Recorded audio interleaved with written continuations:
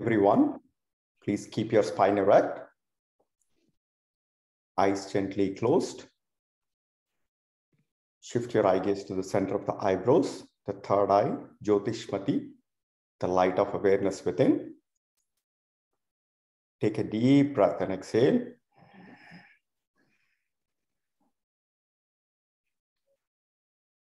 Om Asato Ma Sadgamaya Tamaso Ma Jyotirgamaya Mrityorma Amrutangamayam. Om Shanti Shanti Shanti. Let's offer our salutations to Sage Patanjali. Yogena chittasya padena vacha malam shariram cha vaidyakena vyopakarotam pravaram muninam patanjalim pranjaliranatosmi. Welcome everybody for our Applied Yoga Sutra philosophy panel discussion. And what a beautiful satsang this evening to be joined by some of the very esteemed yoga practitioners. Some people who committed to the way of yoga living. Today I'm delighted to have, of course, my friend and pal guru Shailesh Bisani, along with that Ramakant Garu Raghu, and of course our Kannada Avre Savita Garu to join us in today's reflections of yoga. In this series, what we are doing is we are trying to figure out, offer our reflections, and particularly from our empirical or practical experience of using yoga as a way of life, and how it can actually apply to our day-to-day scenarios, particularly the youth.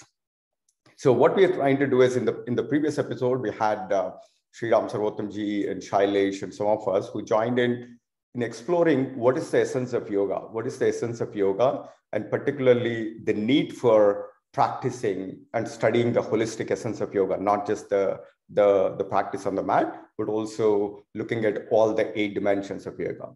Today, we want to explore what are the 2 primary keys as Sage Patanjali looked at, particularly the Abhyasa and the Vairagya, the two keys, and then how we can actually explore the different dimensions of that. So before we do it, and I would love to invite the panel members, Shailesh, Raghu, Ramakant, and Savita, to introduce themselves and offer any opening statements. Raghu, you want to go first? Sure. Hello everyone. This is Raghu Bharadwaj. Hey, from a yoga context, I currently am helping with the seva to manage and service the community through a non-profit called Yoga Foundation. And currently also in my journey of knowing yoga more practically, more knowledge base, and doing my master's in yoga through SVYASA, esteemed institution, the only yoga university in the world.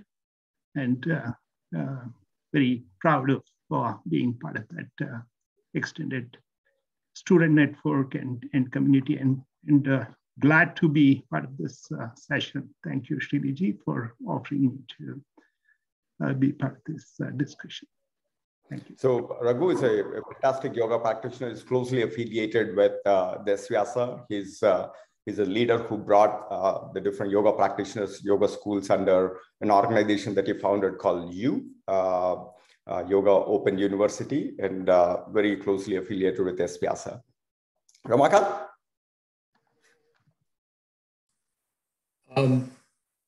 Introduction about me, I think. About you and what yoga means for you, and any opening thoughts on today's panel. One of the volunteers at the Hanuman Temple here, one of the yoga teachers. What yoga, I think my time with some of my mentors gave me the real meaning of yoga, and maybe there was a shortcut. I was not a book guy, it was just the experience part without knowing what yoga is. And of course, I always hated this field of spirituality and yoga. That's a different story. And then about the topic today is, so as far as Patanjali Yoga Sutras are concerned, I have listened to the sutras, but any answers mostly would be from my experience and the referential context, and not, it will be practical and applicable for sure. Whether I can point out a particular sutras and all, may or may not. So back to you. Ramakantji is very well known in the Texas community. He conducts all the yoga programs at the Karasiddhi Hanuman Temple in here, and he teaches Bhagavad Gita and all aspects of the philosophy. He's trained in many schools. And one of the things that I'm going to reflect on a little bit more is, one thing that he always tells me is, yoga should be invisible in your way of life. Your way of life should convey the essence of yoga, not using the words of Sanskrit or using the language, but rather it should make it more invisible in your way of life. We're going to explore that dimension very quickly. Savita Vare. Namaskara, everyone. My name is Savita. I live in Canada. My yoga journey I'm a baby in the yoga journey. Started a year and a half ago.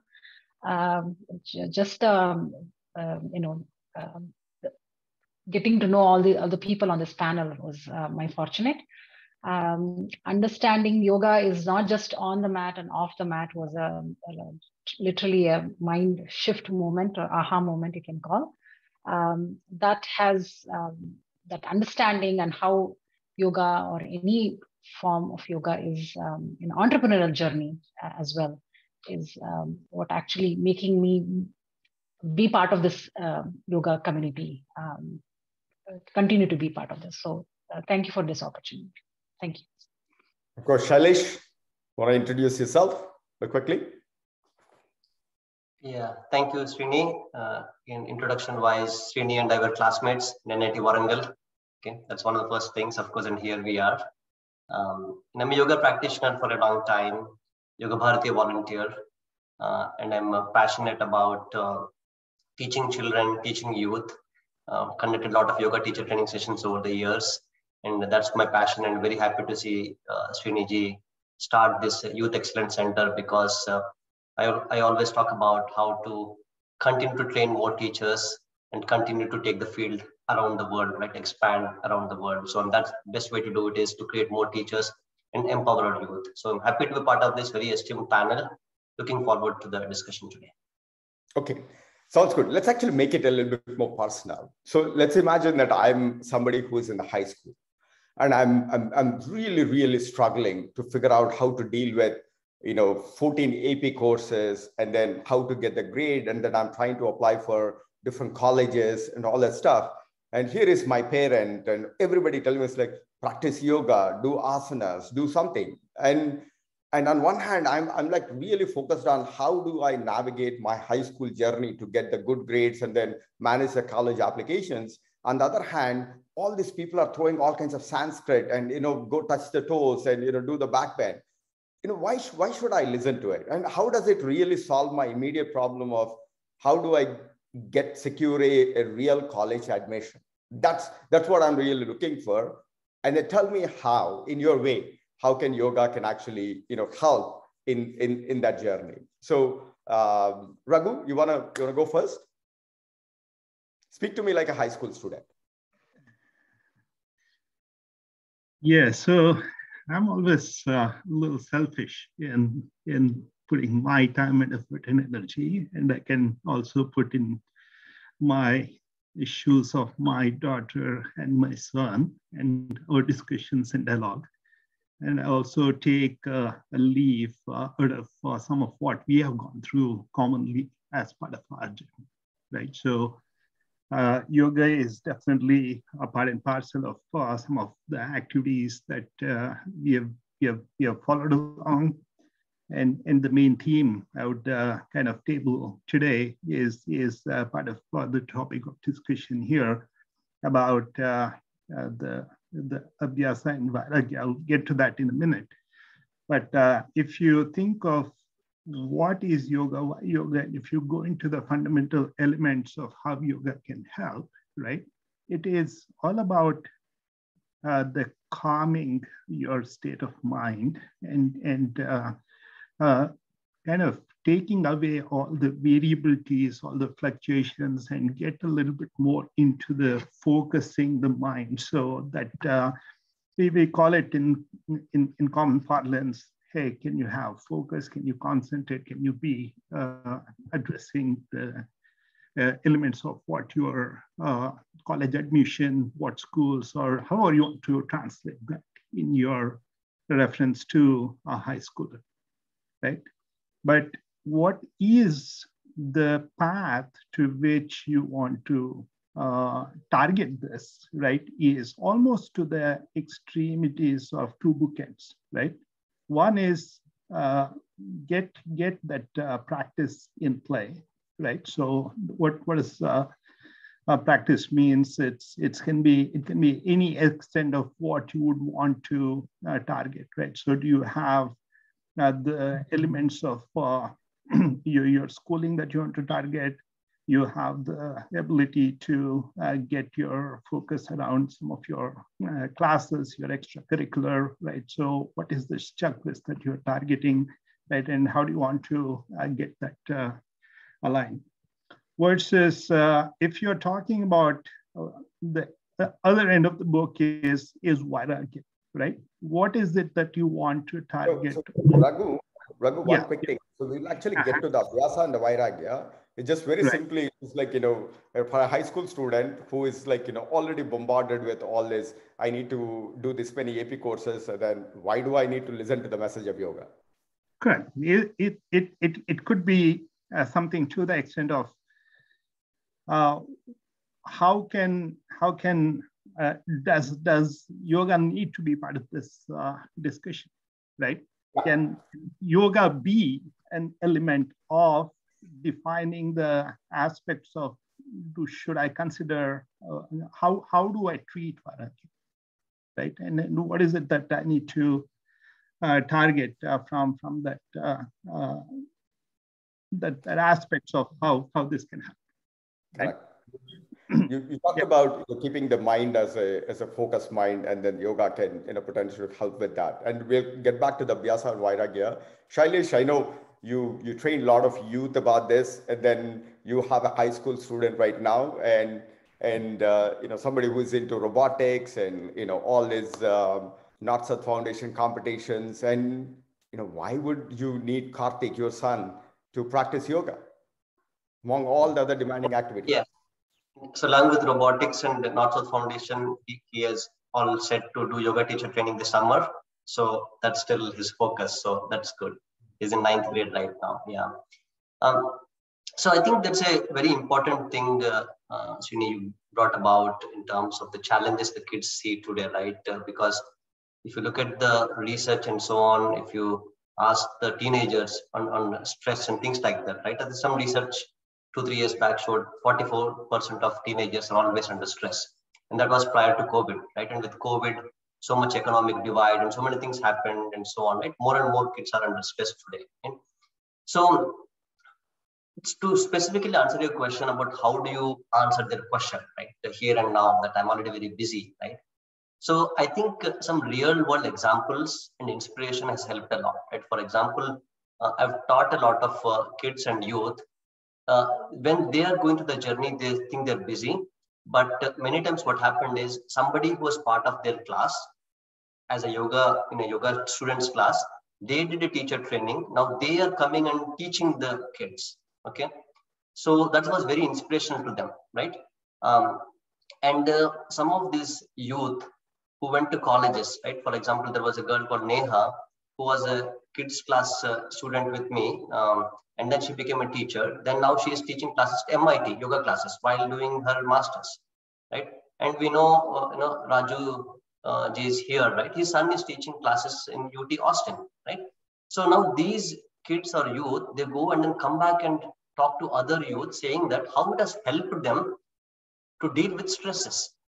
So when they see that real world examples in front of them, yes, it does help, because when we talk to these kids or youth, you have to meet at their level, right? You cannot talk about Sanskrit and things like that. But for example, one of the things I made all the kids memorize in my class is from Shivananda Yoga's book on 5 principles of healthy living. They just memorize it, and proper relaxation, proper diet, proper exercise, proper breathing, positive thinking and meditation. They can recite that in sleep. Okay. So now the first principle is proper relaxation. And as Raghuji said, right? I mean, they are running so fast today with so many things going on. They need to relax at times. How you relax? Yes, yoga is one of the tools. But if they relax doing piano, for example, that's perfectly fine. But we have to make sure that they find a tool to relax, and then we are offering them yoga as a tool. I think that's very, very important to meet them where they are, right? And take some more examples, right? For example, in my youth class last time, we took the example of what LeBron James does before the games. Okay, LeBron James talks about mental fitness at length, and that's what we talk about. Raghuji just said about yoga is all about focusing the mind, and LeBron James gives like 3 clear definitions on what he thinks about mental fitness. He talks about its awareness. Can I see my surroundings with clarity at any point of time? It's about calm and composure in all the big moments. It's about resilience when I have a setback, right? Resilience going back to next game, next quarter, next position, right? And it's not just about basketball, it's about life. Can I be like that with mentally fit in every facet of my life, right? So kids said, wow, LeBron James does this. Wow, Steve Jobs does this. Wow, Mark Benioff does this, right? So then they start relating. It's not just some esoteric, ancient Indian thing you do in Sanskrit and stuff. Then start connecting and seeing a lot more of these things. People in front of them have been extremely successful doing these things. So that's what I think I found helpful, to meet them where they are, give some real world examples to them, real world stories, and then they start connecting and they start asking more questions, and then they start doing yoga more regularly. So what a fantastic insight. What a fantastic insight. Bring it down to what you need to do to be able to meet the task and the challenges that you have. Savita, I know you have a high school student yourself, and number one, the question that I'm going to ask you is, does she practice yoga? Number one. No, she doesn't. And it's not. And if there are any scenarios like, but why? Why should she use yoga in her journey or whatever she's trying to do? Why she should use yoga journey instead of saying... Does she need to? Yeah. Yeah. So I heard somewhere there is 2 kinds of invitation. One invitation is when you want to invite people, you say, when you're free, come over, and then and there is another invitation saying, hey, we are having an amazing party here at home, and I'm sure you will have a great time if you come, and we would love it. So when you see the comparison, there is 2 invitations in front of you. Which party would you go to? When you're already showing what is expected of what you're going to experience there, and what kind of environment you're already setting the stage for it, right? So obviously, hopefully, you will choose that one to go to that kind of a party. So my thing is, instead of yes, examples are good, absolutely, but I feel Steve Jobs is not in my daughter's life every day. I am in every day's life. So I feel if I am doing and managing stress, I mean, nothing is hidden in the house, right? You're in the same roof, under the same roof. Challenges, everything, up to a certain age, you discuss with them. So you tell, when you say that you have, because of this, doesn't have to be on the mat. Doesn't have to be like pranayama, right? I have many times she's come and said, oh, I can't fall asleep. I said, let's do breathing together, right? Let's control our breathing. So simple things, providing a small, as a mother bird does like a little bit of drips. I think that is more important than crashing the whole thing, saying this is Ashtanga Yoga. I myself learned about Ashtanga Yoga recently. So that would be my approach, saying, okay, need of the day. Today, what is the need of the day? Today, what is the thing? Because I don't have an answer for every problem for us. Definitely. I myself don't have. But the technique tools, definitely. And sometimes me constantly saying, probably bringing the right advice at the right moment. I think that approach I would take. That is how I would use yoga. I mean, for a 17-year-old, a 16-year-old, I would tell, okay, what is that you're facing now? Let's focus the first step. You want to calm down first? Let's do a breathing first. Because yoga is not just about mat. Like, let's start breathing. Okay, then let's go and say, you have done your best. You have put out every effort possible. What you get, result or not result, doesn't matter. You have done your best. So let's move from that. So I think slowly diffusing the, I don't know, the air pressure. I think that's the approach I would take. So yeah, that's my 2 cents. Ramakant Garu, I know you, as a family, you embrace yoga in your thing. You know, you have 2 wonderful kids, one in the high school, Sri Charan, and then the younger manifestation of Krishna, you know, Srija. But now, you know, live the life of Sri Charan. Number one, does he practice yoga? And then how is yoga helping him with all the demands that he's pursuing? You know, academic excellence, financial excellence in the band, and many things that he pursues. Any reflections? Yeah, I've been a weird variety answers here, but I'll still give it. Practicing yoga, like we said, you know, what is yoga kind of questions, right? So never did he ever practice any kind of asanas. In fact, all the kids classes that I ran, hardly a handful I can say he would have come to my classes. Because I was more of, if the kids sleep longer, they will have a better immunity. So I was more of that kind. But now I also see that once he has grown through these years, that aspect of the physical asana, he's very bad at. But let's look at the other aspect that Sarita ji is also presented, right? So it's all about the real aspect, you know, walking the talk. If we are doing it, they get it, very simple. And any single word, you know, because they know you are just a crazy embodiment of that piece walking all through. And moving on about the other aspect is so made some mistakes, but again, with the second one, at least I knew that, okay, we better get her. So I think she's doing okay for now. But the other aspect of the real yoga was, of course, maybe he was different or whatever. There was a deep aspect of yoga within him. That is, he's been a very silent and very amazing kid altogether. So there are those interesting aspects of yoga within. But again, moving to the regular kids, or whenever we confront with any kids, now talking about others, Sriramji last week gave us a beautiful example of IIT JEE number one exam, and his teacher makes him. There is one more important, solid, important thing.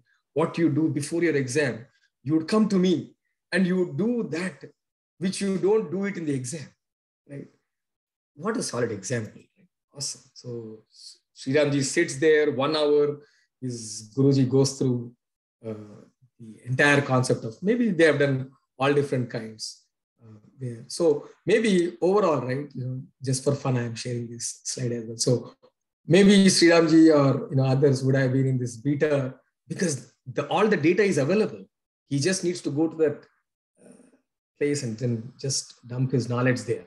But his guru or his teacher made sure he moves from the stressed anger, anxiety to slowly into the super learning and peaceful state of the alpha to the theta, right, where the problem solving and connectedness happens.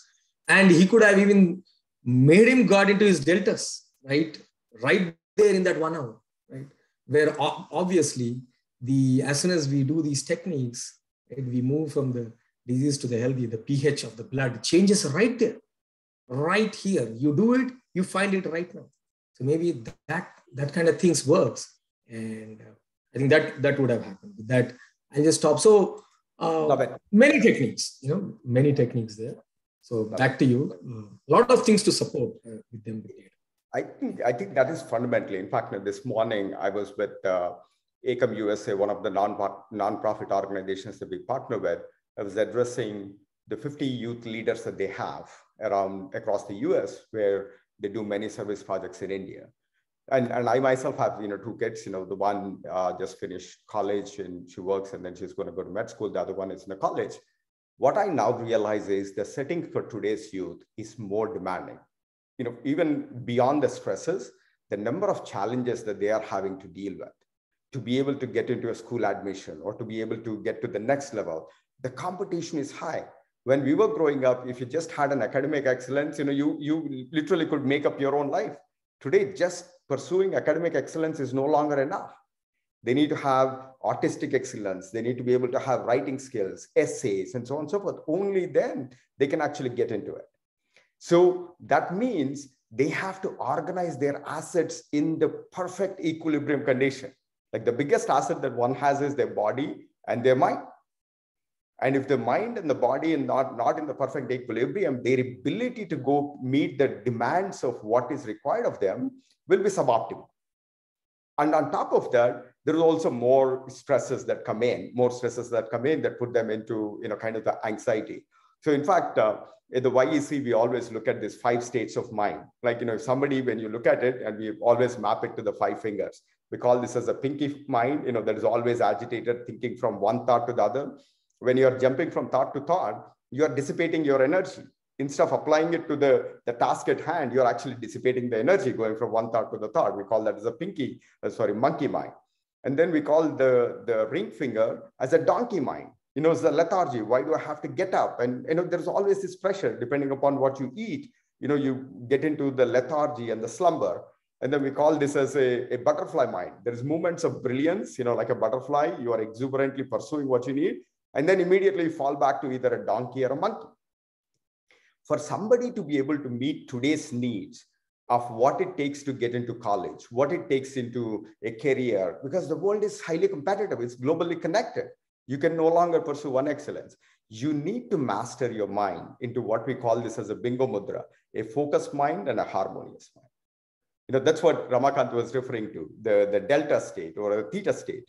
And that's what Sriramji clearly explained when he was trying to go to this most demanding exam of the JEE. The best asset, what his teacher revealed is, it's about making your mind into the focus and the harmony. Do meditation. And it doesn't sound like an intuitive thing, but the biggest capital that everybody has is your body and your mind. The more we can actually get into focused and harmonious, the more opportunity for the thing. I think that's what Shailesh was referring to. Now, these tools, without using the language of yoga, I now see that this is what is being used by LeBron James, Michael Jordan, or Bruce Lee. In fact, when Bruce Lee was in the ring, in the initial days, he used to go and make all the punches. And he was like, trying to go there, and then he would burn out. And then apparently one of my exec coaches at Apple basically said, somebody told him, it's like, operate like in a slow motion. Just be aware of the entire surroundings and then respond with the right move at the right time.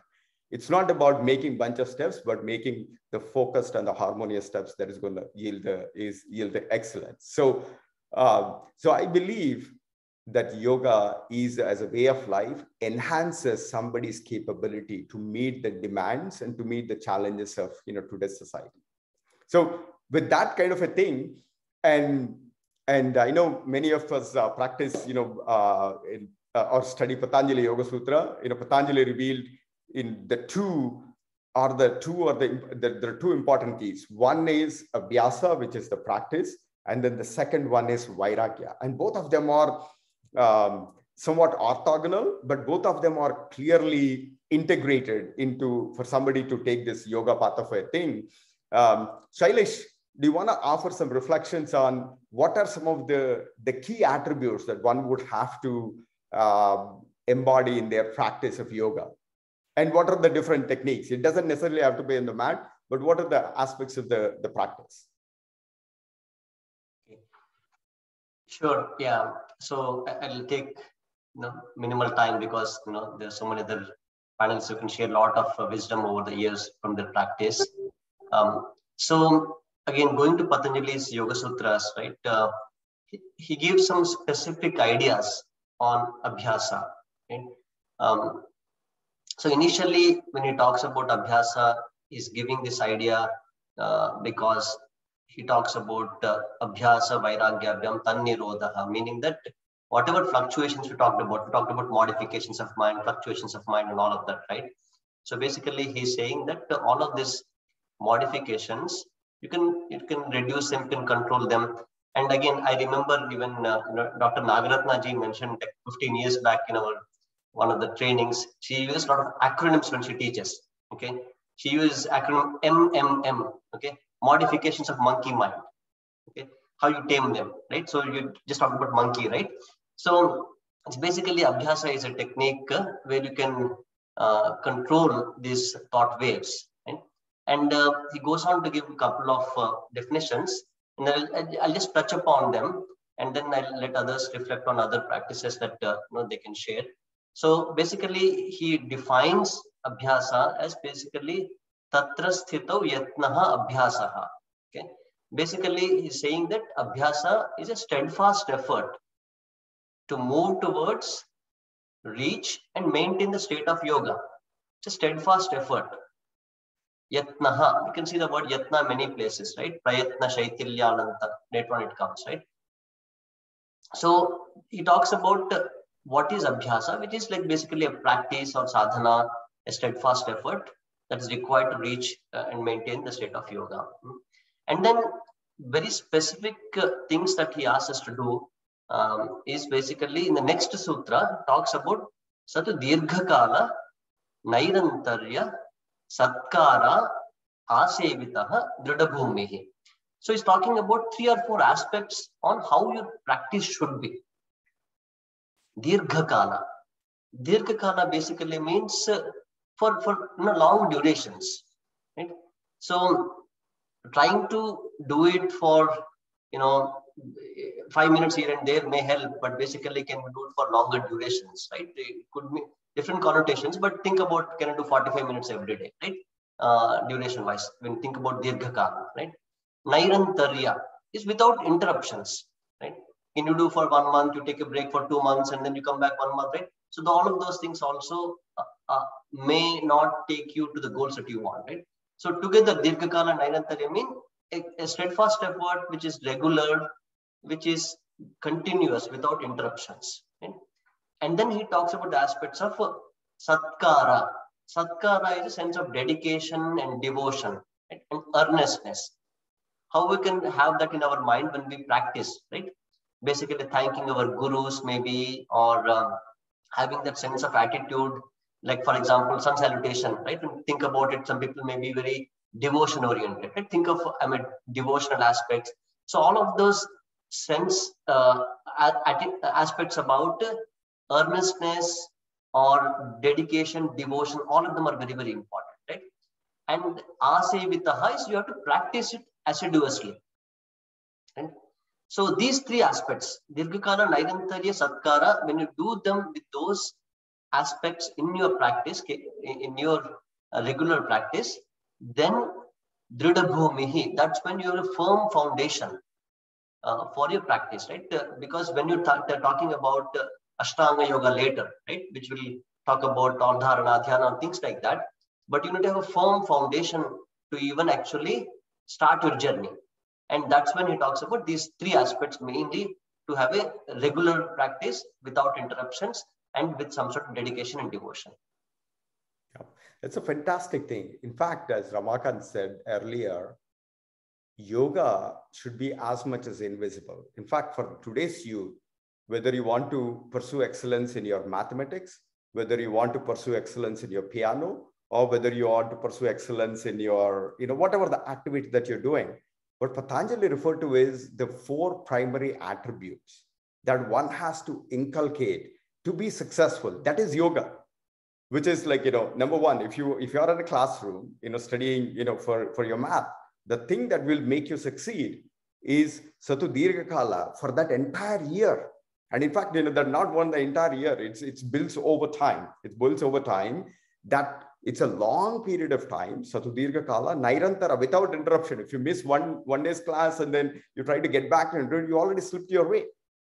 So Satu Dirghakala, Nairantara, without interruption, satkara with the devotion and dedication, with the focus and the harmonious mind, as if you're honoring the practice, you're serving the practice. And even though Patanjali referred the yoga, Patanjali doesn't necessarily map it to your Ashtanga Yoga or anything. It's a way of life. Anything that you do, if you want to pursue excellence, there are the 4 attributes that you need to demonstrate, which is for a long period of time, without interruption, as with dedication and the focus as honoring your own practice. This is an open secret. This is an open secret.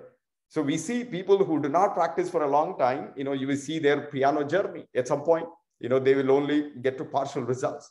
So this is, something that is a universal way of living that I see that, we could actually impart as this is an essence.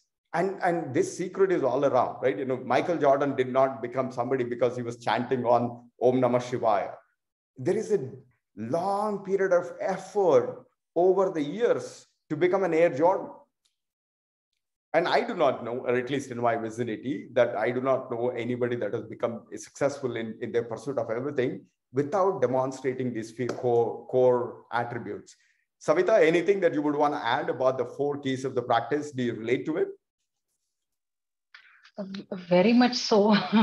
But how I relate is,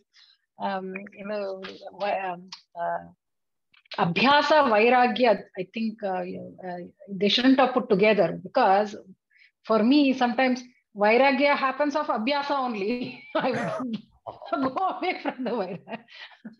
maybe how to, I'm very new to the whole practice, definitely. So what I have learned is to have that long period of time, everyday practice.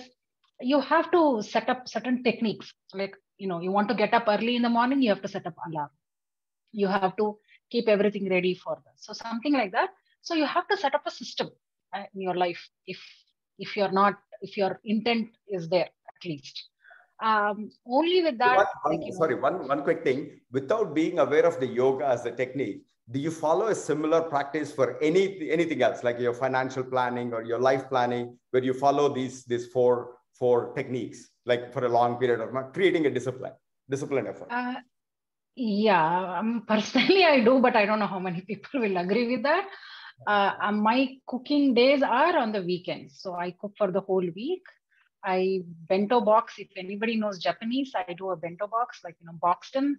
So just pretty much pick up the box, eat less pots, just put them in. That works for my household. I wouldn't suggest to everybody. It's just what happens is what I have understood is, first of all, wastage of food is less, because you buy, you cook, and you're planning the meals. In that way, you know what you're buying. So that has helped me, and you can actually choose what you want to put in your body. Doesn't mean that my lunch box is boring.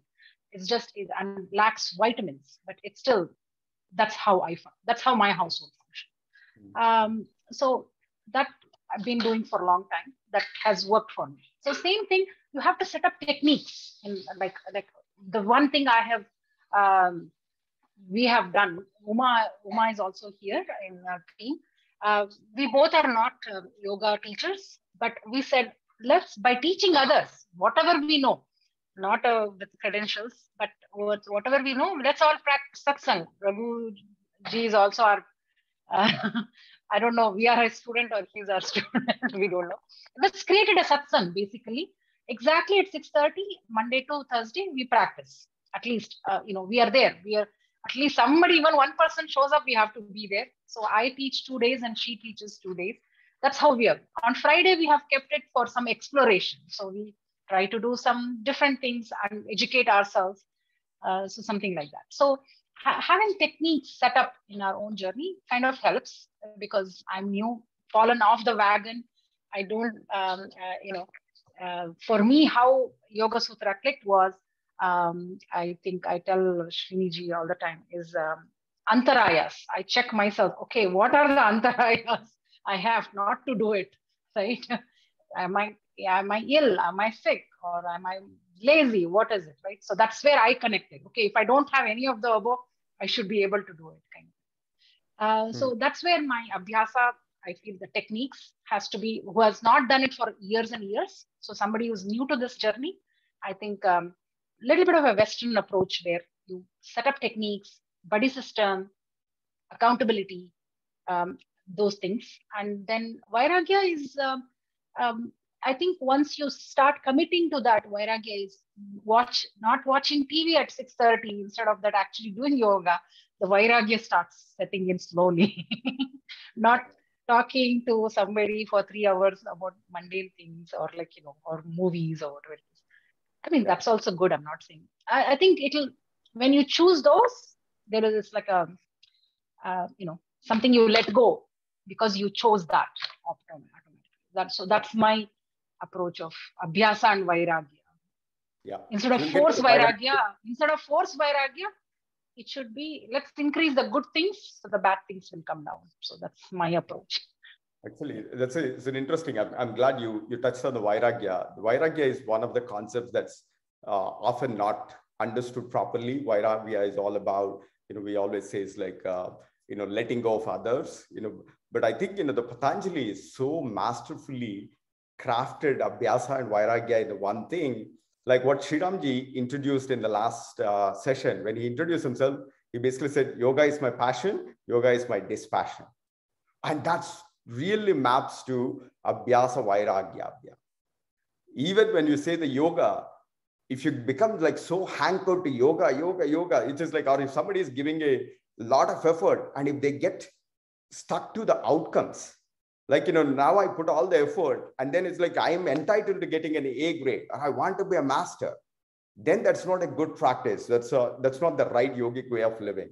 Abhyasa is committed, exuberant action without getting stuck on the results, being patient and being stuff is Vairagya. Vairagya is that exuberant action without getting stuck into the outcomes. Otherwise, the kids today, they have an outcome in the mind. If they don't get into Stanford, they feel like their entire effort is gone in waste.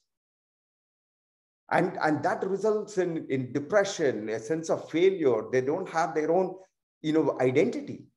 So Patanjali basically said is, yes, you are entitled to that. Kind of comes back to, Ramakant, has, something in the Bhagavad Gita also talks about.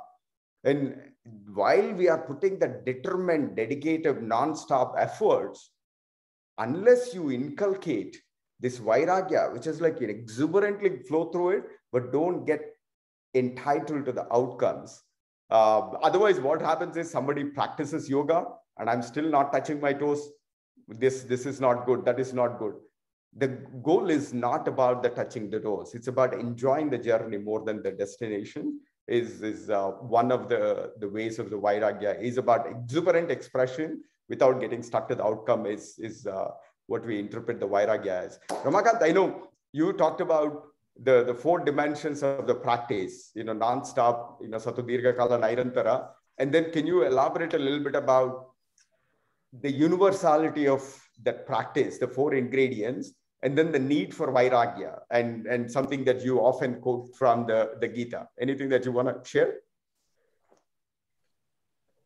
Though I couldn't follow much on what you're looking for from me, just a few additions for the same topic is what I want to share, which one of my mentors shared a long back.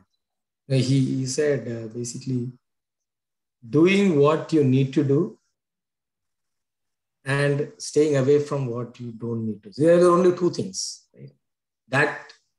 Right. So for these, I have a few slides for it. Let me share again. We all know the signal versus noise. The left-hand side could be increased either by increasing the numerator, or while keeping this constant, we could also decrease the denominator, and that also increases the left-hand side. So either you could work with numerator or denominator, but still it affects on the left-hand side. Right? So this one, look at this fun stuff. So happiness is desires fulfilled by desires harbored.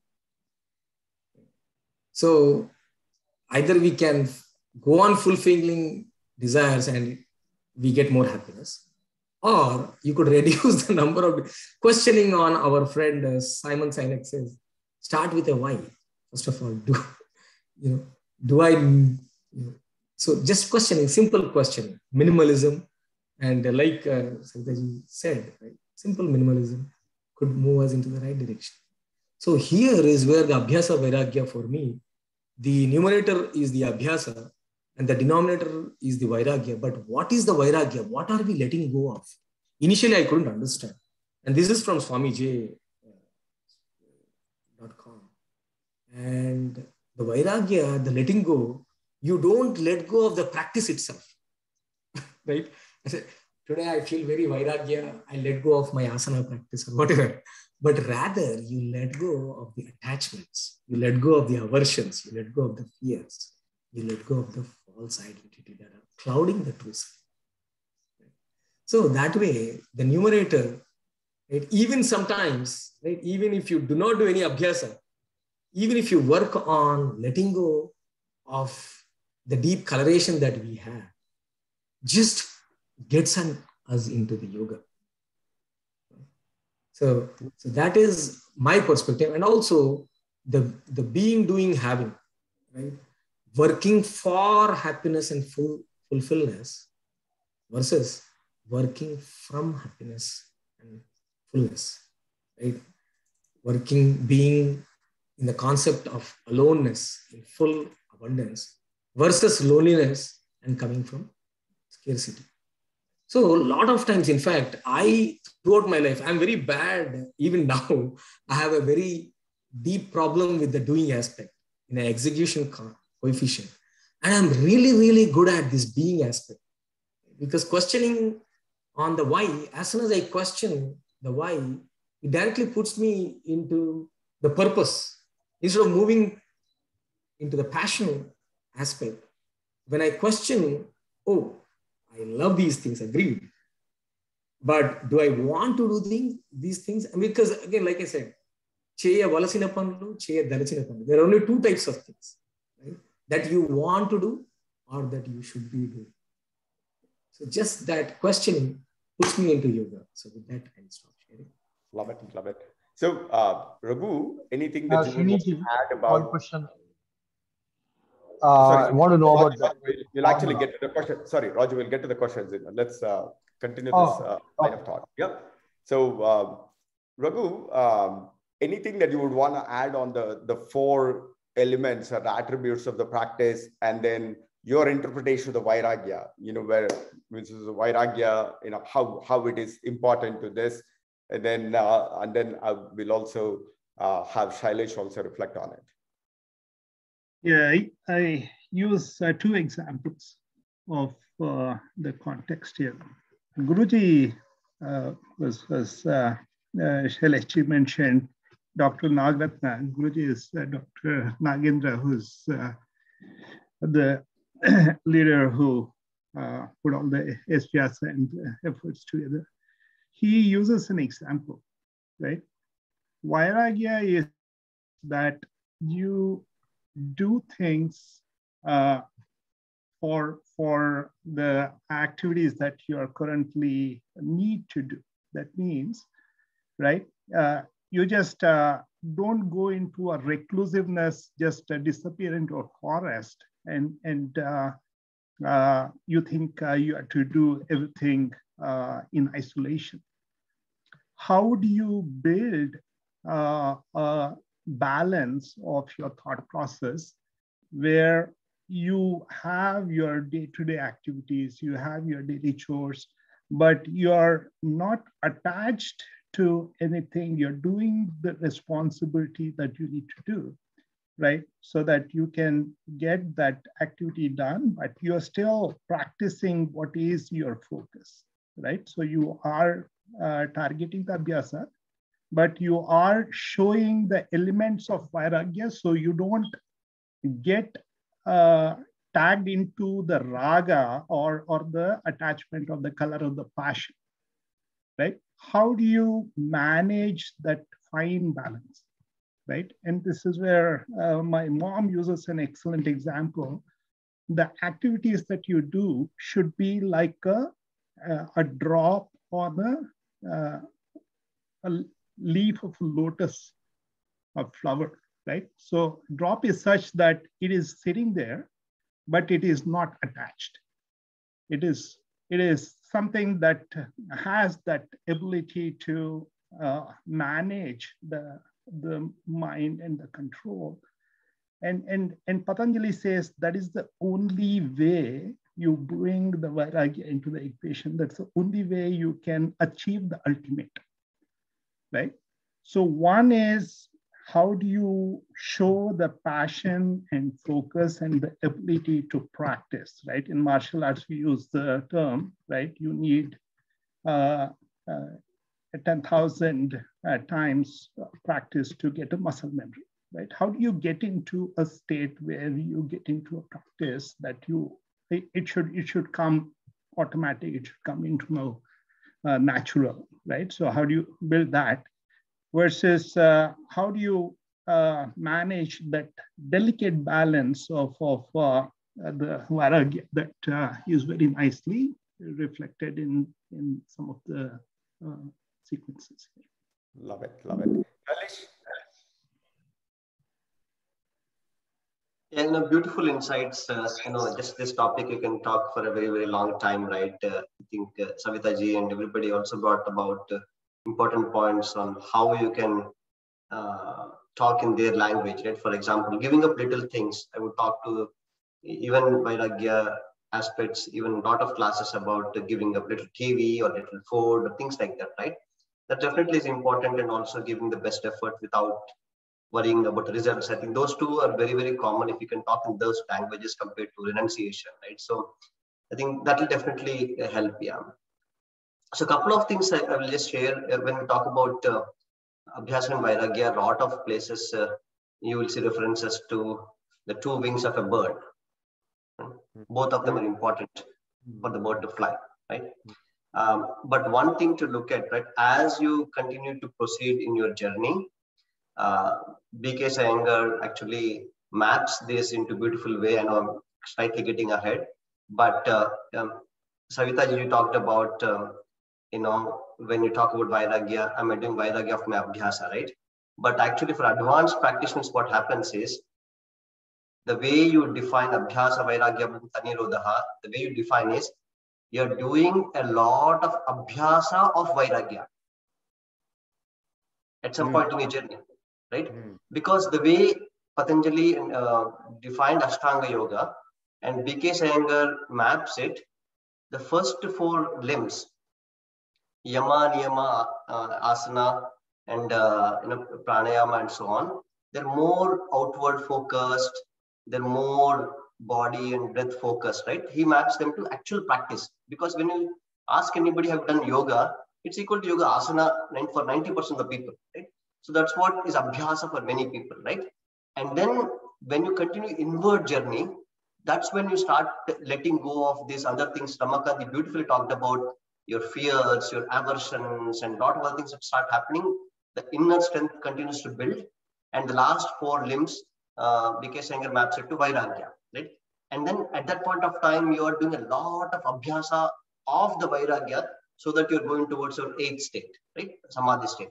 So I think that is something at least stuck with me, that, it's not just about two things, but also you can do one affecting other in both the ways, right? So that is one thing that definitely I learned. And other couple of other quick things I'll share. When I think Sriniji was talking about, or a recluse, somebody was mentioning that, right? Raghuramji talks about this beautifully, giving two examples. Right? If you take a look at Rama, at age 18 or 20, right, Sri Ram, so at that point of time, he feels he accomplished everything and he was very despondent, and then he was about to leave everything and go away like a recluse, right? And that's when Yoga Vasishtha was taught to him, right, to Rama. And then he decided to come back and then live in this world, marry Sita, and so on, right? So it's not about going away somewhere. That's what yoga is teaching you. Just similarly, Bhagavad Gita, right? What does Bhagavad Gita teach? Arjuna wanted to run away from field, but Lord Krishna brought him back. It's not about running away. It's staying in this world, managing the things in this world, because that's what every day we get up in the morning is a Kurukshetra. You have to go and handle things in this world. And That's what Raghuramji talks about. It's not about running away. It's about being here, taking care of things in a way that you're mentally strong, and then, yes, you give up some things to accomplish your goals, right? So I think those two things are very, very important and they're stuck in me, that it's not about, Vairagya is not about going away. Yoga is not about going away somewhere as recluse, but being here as Lord Rama did, and being here as Arjuna did, and took care of whatever they had to in life, right? Those are the couple of things I wanted to share, but beautiful insights from everybody else on this topic. Love it. But I think this is something, the way you said it, Abhyasa Vairagya. Abhyasa is for the Vairagya. That is a very, very fantastic insight. And we will explore this dimension in the subsequent sessions, particularly the first 5 limbs of Vairanga Sadhana and how Antaranga Sadhana. The way I actually look at it, and this is something that I share with my kids, and this is an insight that I had in my life journey. Before, everything that I was doing as a kid, or in my job, I was always trying to achieve something. There is a goal. I was always trying to either build a better life or, buy 2 cars or something. When the switch happened where I'm here to enjoy the process of learning, and I want to enjoy the process of, if I'm part of a startup, I want to enjoy the process of the creation. When I'm enjoying the journey, not the outcomes, then it actually allowed me to express my life more fully. So I think what I'm really seeing right now is, all the kids, there is a map, there is a ladder that they would have to climb to actually get somewhere, right? In the end, they're going to make $1 million. But even in the $1 million, there are more ladders, there are more things. There is nothing there. The only thing, there is nothing really there, right? If you get married, there is another ladder. If you get kids, there is another ladder. There is another thing. That's what Patanjali actually tells in the first Yoga Sutra. Atha Yoga Anushasana. You tried all the things. You worked so hard to get grades and get job, get a beautiful partner, relationship, kids and all this stuff. But you're always having to chase this. And then Patanjali says, okay, you tried everything. All the happiness or the joy that it is very fleeting. It's only temporary. And then there is another leader that you need to go. And then he basically says, Atta, come now. Make this way of yoga as a way of life, so that you enjoy the process of the journey more than the destination. So that when I'm here in this moment, if I don't enjoy this be the most important thing in this Zoom session, why am I even here? So make this be the infinite thing is what I really remember. And particularly for today's youth, even though they have certain goals to get to college and so on and so forth, I think fundamentally it comes down to enjoying the process of learning, enjoy the process of, if they're part of a company, do what you can do to make the most out of the journey is the ultimate joy. Then, if I get something and then eventually I get $1 million, there is no treasure hunt that you're going to find somewhere and then you call it as a victory. At least that's the learning that I have. Savita, you wanted to add something? Can you add something? No. What Shailesh ji said was like a mind-blowing. Vyasa is of Vairagya. That is very well said. Yeah, very, very nice. Can you, Shailesh ji, can you reflect on, you explained that you have to come back and live in this world and then still practice Vairagya. Vairagya, for some reason, I think it's confused, as you were mentioning. It's like, okay, I want to practice yoga, I'll leave everything, I'll go on the top of the mountain, or I will go to ashram and sit. So I mean, I'm a person of technique, so any techniques to be in this world, be in this place, samsara, whatever it is, and practice. How do you balance that? That's what. Any technique to balance both? Yeah, Savita ji, I would say you answered your own question actually when you talked about it, right? Basically, especially when you're early in your journey, right? Making room for a daily practice by giving up little things, that is the Vairagya you have to practice. Because biggest problem, right? Even Swami Shivananda talks about, Swami Vivekananda talks about it, right? What they say is basically an ounce of practice is worth 1,000 times more than a ton of talk. Okay, so lots of people talk. We're all talking, so right. But the thing at the end of the day, people don't go and practice anything, right? It's not useful, right?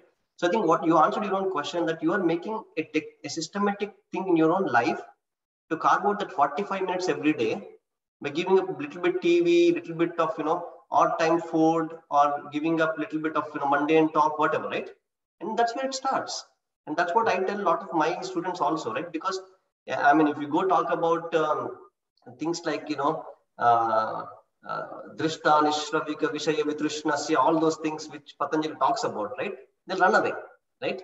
So basically, you have to just talk about simple things, and that's absolutely right, right? And then the other thing today I learned, Ramakanji put very, very beautifully about letting go of the things like fear, greed, aversions. That is also Vairagya, right? Can you do that? I mean, for example, there is a little cockroach comes, my wife and my daughter jump up and down. Their fear. I mean, I think I got over all those things many, many years back. I don't know how, right? But can we get over little fear, aversion, greed, and things like that? That's a beautiful way to look at it, right?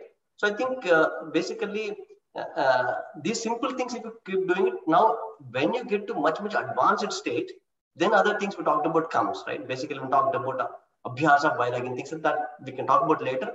But I think depending on where we are all practicing these little things will take us a long way, really. Yeah. A kind of radical perspective that I would like to offer. And this is something that I try to practice, and I actually equate Vairagya to Krishna Tattva. Krishna Tattva. It's the ultimate celebration of human potential. We all have the ability to realize our infinite potential. In the samsara, we can actually discover our true excellence capability. The only reason why we are not able to exhibit our true splendor and excellent thing is like what Ramakant showed. We have fear, we have all these other things that hold us back. Is that monkey, donkey, and the butterfly mind, whether it's fear, sadness, and doubt, self-doubt, that actually limits our ability. Otherwise, in our fields, we can be the Michael Jordan. We can be anything that we would want. In the samsara, that is our natural identity, to pursue excellence. So to me, the Vairagya is to be able to let go of all these fears. And when it comes in is when you enjoy the journey, then you go with the focused and harmonious mind. You enjoy the math that you are in. And then automatically, when you start enjoying the math, not because I want to get an A or it basically gets me to somewhere else and somewhere else, then that doesn't really allow you to pursue excellence. So for me, Vairagya is the ability for us to be like the Krishna in every moment, in every situation, so that is the only thing that is real. Otherwise, if Vairagya to me is never like, I have to go somewhere in the mountain to be able to renounce anything. In the world that we are in, we can pursue that ultimate excellence in everything that we do. And that's what sometimes in the subsequent sessions, we actually come down to the Mihaly's flow theory that also talks about it. Because everything that we do, we have to connect to a purpose that is bigger than this. The lesser the purpose is, hey, I'm doing this just to get a pass mark somewhere else, you yourself make that effort to be so mundane. But when you basically say, it's like, hey, I'm going to learn this math and I enjoy this, and this is where I could actually unlock the secrets in the universe. And if you really like it, then you become a Ramanujan. So the choice of whether you want to live a life of, I want to live for the small petty things of grades and then small things and the houses, that puts you in a box because you're always navigating the world of the fears and this and that, that limits our true potential. But when you let go within the world, we can be like a Ramanujan or Michael Jordan or Alex Honnold or any entrepreneur. So I think, that's one thing. For me, at least the Vairagya, I do not want to get into more of the reclusion aspect, but rather it's a way to unlock your excellence potential within, to be able to display the Krishna Tattva. So that's kind of my thing. And I would love to open up for all the others audience to share your reflections or any additional thoughts, comments. Sorry. Go ahead, Raghu. Yeah. So I don't know if you realize this, right? all our kriyas, right, that we do, simple things like jalaneti, sutraneti, right? It is also to practice the abhyasa of Vairagya, right? If you think of it, if you're forcing against a certain pattern, right, and you are trying to get the system to get acquainted with a practice that is kind of helping you desensitize, right? So it is like drawing up the connection or the connect, right? Or basically desensitizing is basically how you can think of Vairagya. And when you're... Raghu, there is one way of doing it. There is a desensitizing or amplifying your capability. When you do a kriya, it actually amplifies the power, right? It's not about numbing it down, but rather you enhance the capacity. Sorry. The capacity of managing the symptoms, right? That would be triggering the, for example, like you have asthma, right? And what is the natural thing is you're kind of getting constrained and you're triggering some of these bouts of sneezes or whatever it is, right? But what are you trying to do with certain of these practices is you're deliberately training your mind to live through that, right? So you're making your mind think through that it's not a big deal anymore, right? And then you're kind of desensitizing it, right? So in essence, you're thinking of creating a level of Vairagya in there, right? Which kind of gives you that ability to manage the situation much better, right? You're absolutely right. That's a very fantastic. Otherwise, your mind is always chattered in the engagement of the sensor and all that stuff without letting you focused on the task at hand.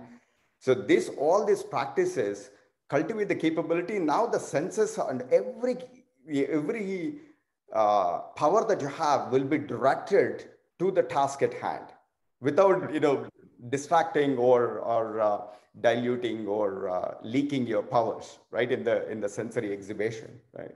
So ultimately we with both abhyasa and the vairagya, you enhance the capability of your being, the physically and mentally. Then you get into the supernatural power. That supernatural power is that there within, and that's how you see people.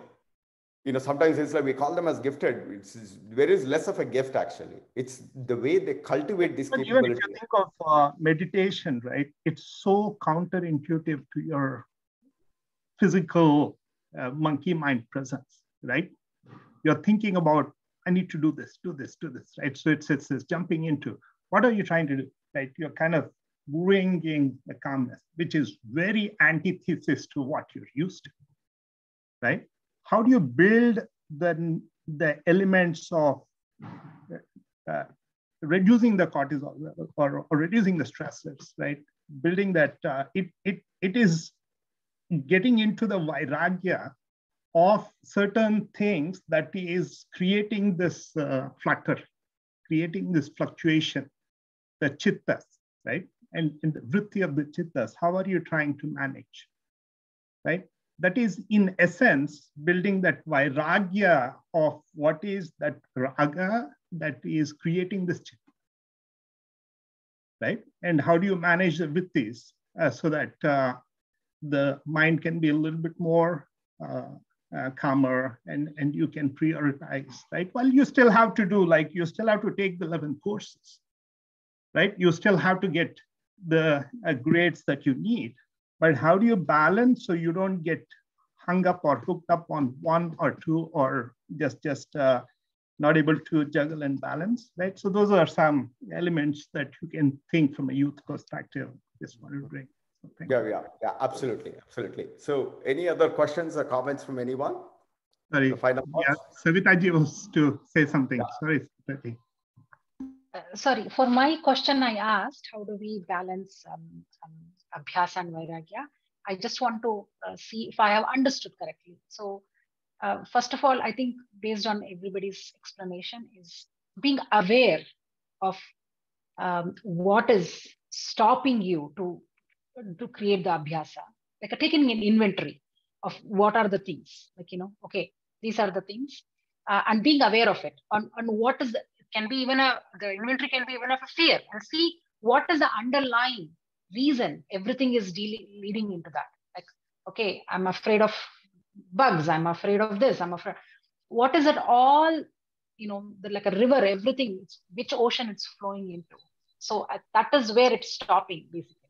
So is it my understanding is correct, or is there anything change, like any aspect that I need to understand? I just want to Savita ji, clarify. I want to take up about this Abhyasa, Sure, Vairagya, and sure. one more aspect I want to talk about. I'll not take more than a couple of. It's my comments, also some kind of questions I might ask.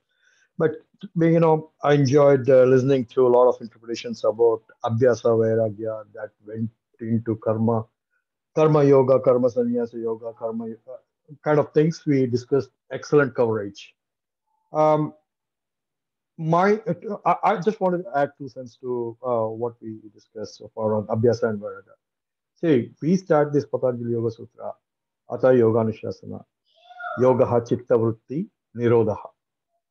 The objective of doing yoga is Chitta Vritti Nirodha, calming down, moderating our mind, monkey mind. We have to calm down. How? Do sadhana. What is that sadhana? Sadhana is defined as sadhana equals to Abhyasa plus Vairagya.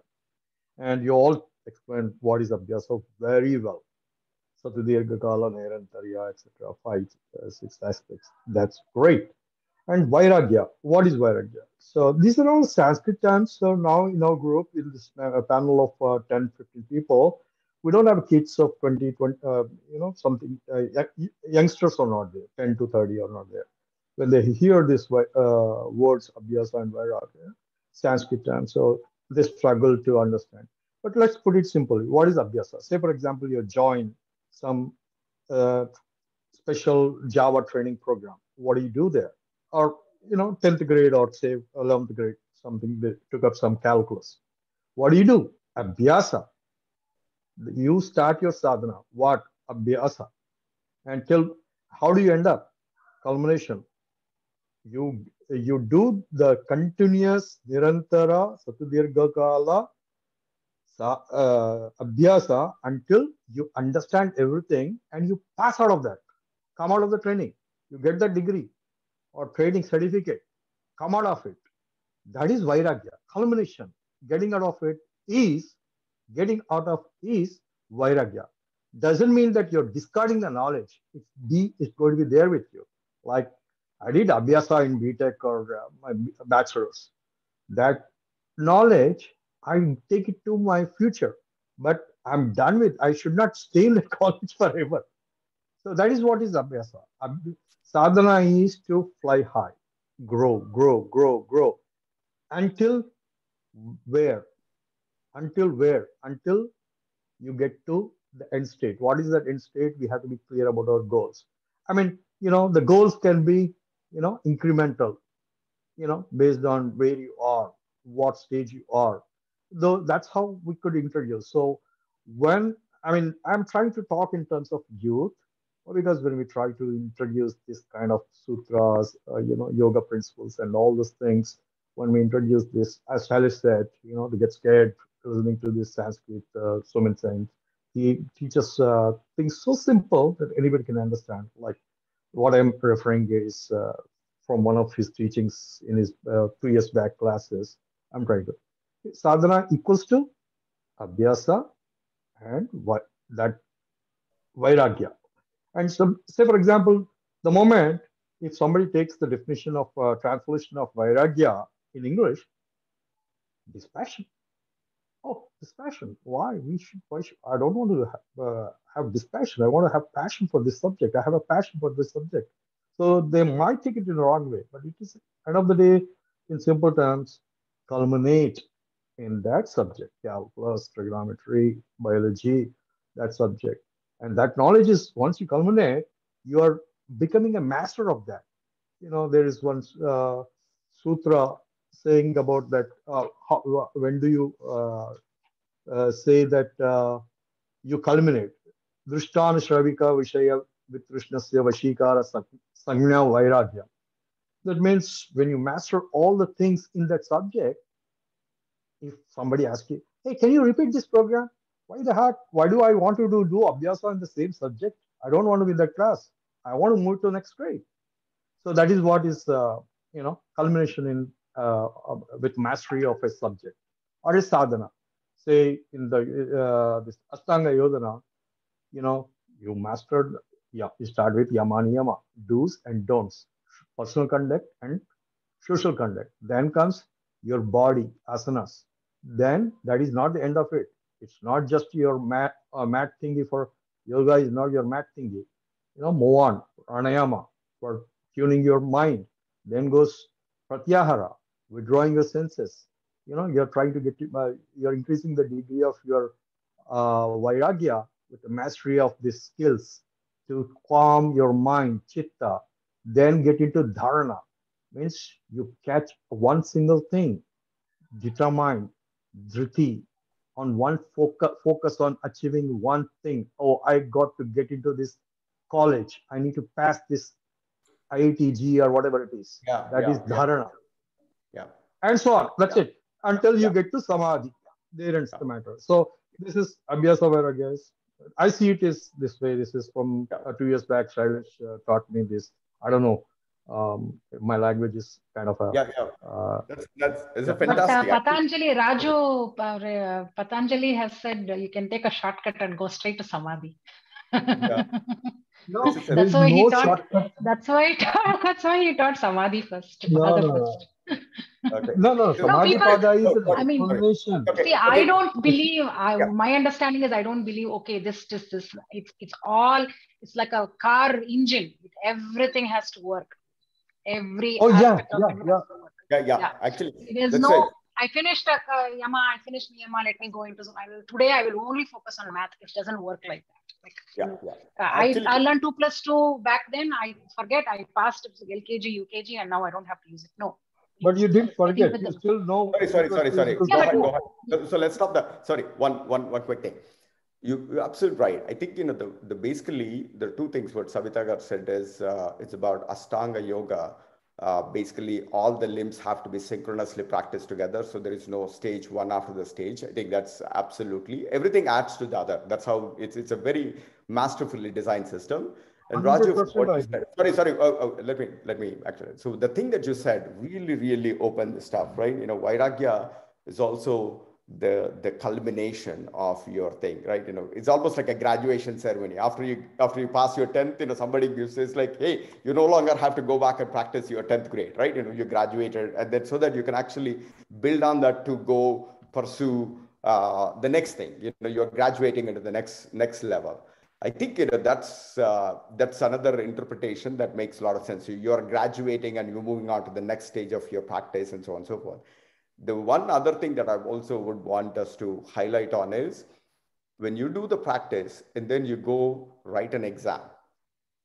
And then, whatever the result comes in, learn to accept it. If you basically go back and brooding over, I wish I had done, I wish I had done that, it doesn't actually add to the next level of the practice. So you need to be able to not have this brooding about, this or that, either your mind always gets into the anxiety of the fear or brooding on the past, what I could have done. The Vairagya is you gave your best expression in the moment with all the sadhana. First, you have to practice. Without the practice, why worry about I wish I had done this? There is no point. First, give your right effort.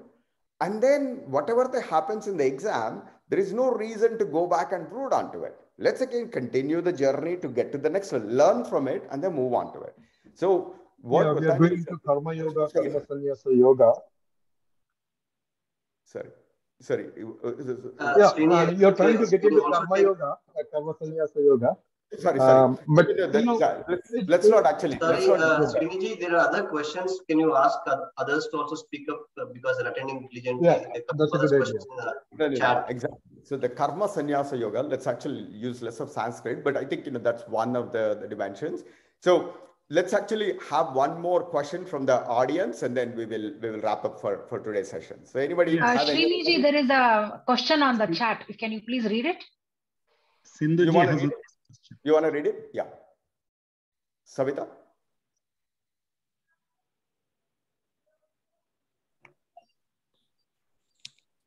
Okay, I can read that. Hold on. Yeah. Go ahead, Sindhu ji. Okay. So the question is, if you can explain what is being in the present moment.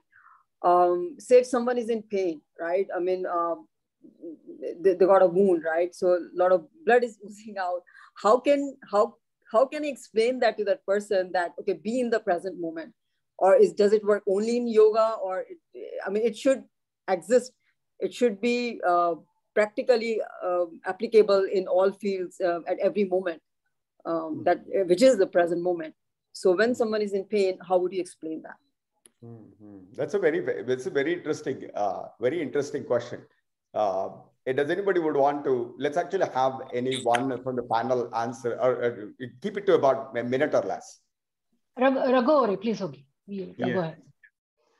So, yeah, I was about to respond back, Sindhuji, but yeah, so what would help that person to get a little distracted from the anxiety and the pain, the struggle that he or she is going through, right? So yeah, blood is oozing, etc. So if you are there, you're consoling, right? It's a classic strategy of how to get him to a level of comfort, right? As part of your technique of getting him comfortable, right? So those are a few things that you want to think about as part of the tactical answer, right? But how do you manage that ability for him to be present is let him cool down, and ability for him to not worry too much about, depending on what his stressors are,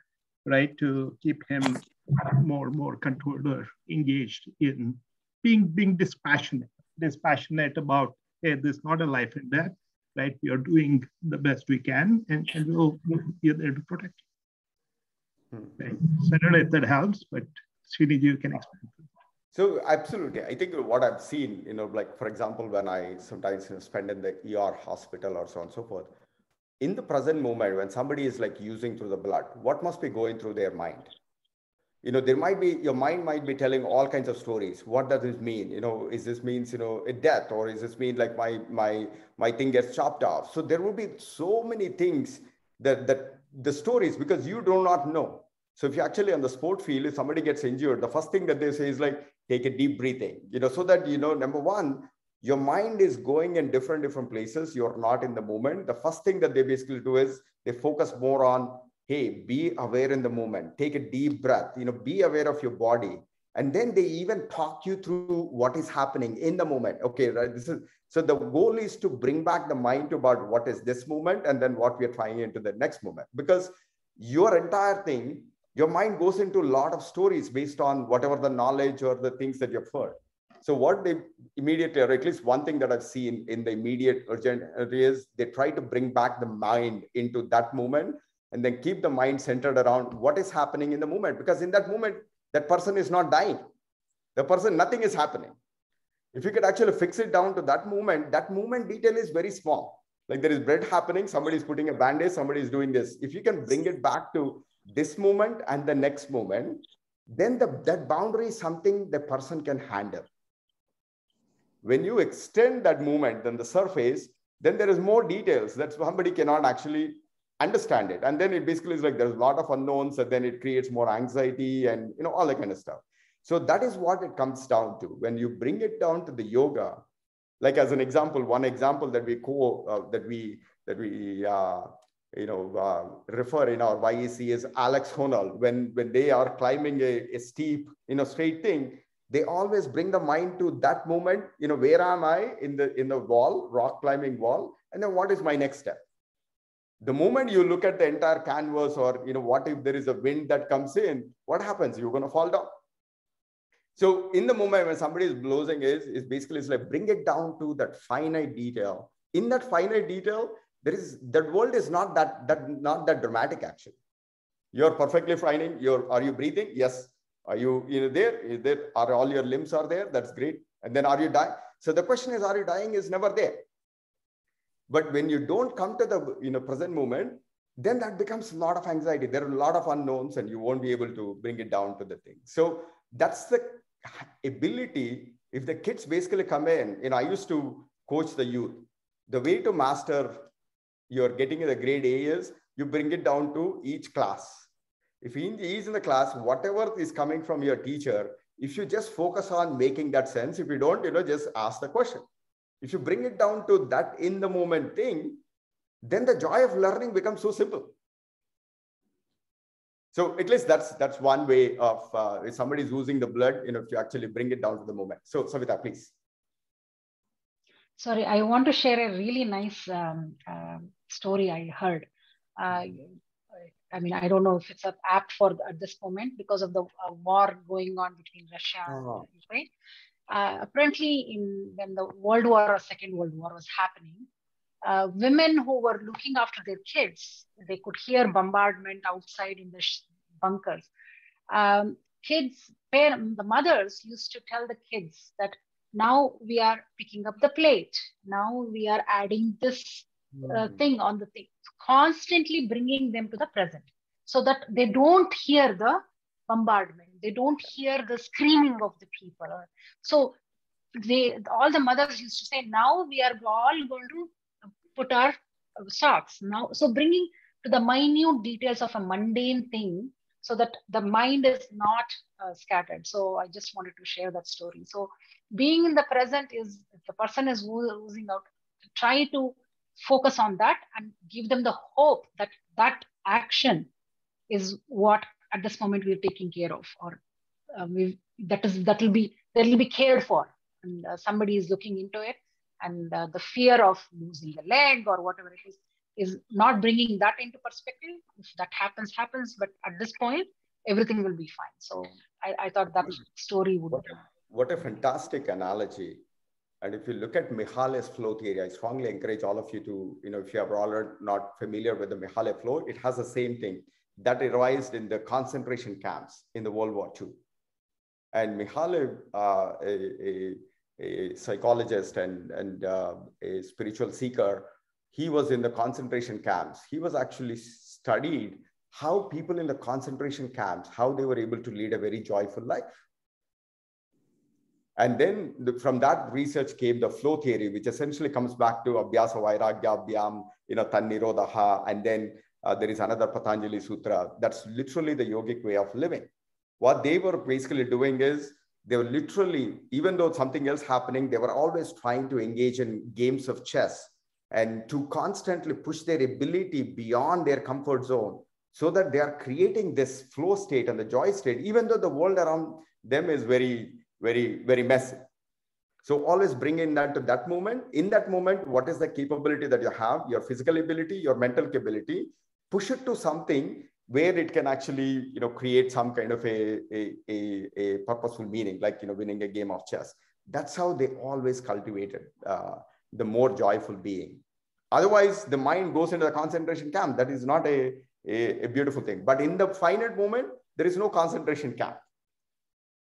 In that one moment, there is no concentration camp. So there is only what you're doing, moving the next pawn of the chess is what you're all about. And that's how you can actually create the flow state. So if there is any one thing, I wish all the kids today, youth, if they can learn about the Mihaly's flow theory, and then if they can engage their life expression, creating flow every moment and every classroom and every day, I think that would be a fantastic thing. So we'll talk more about the flow and then some of the other modern frameworks as it maps to Abhyasa in the following session. Shailesh, as a closing session, I would love to have you share some of the final thoughts, and then we'll end today's session. Sriniji, can you please forward some info about Mihal's theories or concepts? Just curious to know. Yeah, I will share that. The Mihaly's flow theory. Yes, absolutely. Thank you. Shailesh? I think this was wonderful. I learned a lot today. A lot of good insights from everybody. Definitely on this topic, whatever this 1 hour is not enough. Abhyas and Vairagya, right? So definitely a lot of good insights. A couple of things I would say. Definitely invite Sriramji every session. We'll have a lot more attendees. For sure, that's good. The second thing is that we have to figure out how to have more youth in these sessions. Okay. Because yes, we are talking about youth a lot, but I think they should listen to some of these things. Yes, we can go and share things, but I think they should be present. Sometimes maybe the session should be just topics about them, and then we advertise better so that they can attend these sessions, right? But otherwise, wonderful session. Learned a lot today, and looking forward to next one. Fantastic. Thank you, everybody. Everybody, let's do the final chanting for today. Let's chant Om 3 times. Take a deep breath for Om. Om.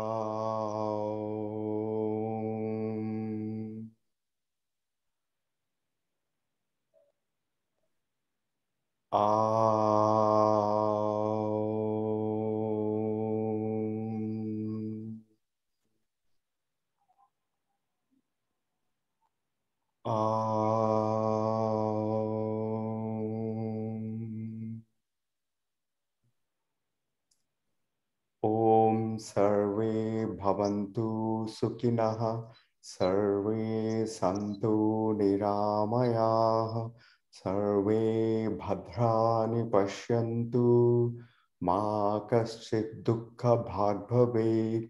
Om Shanti Shanti Shanti.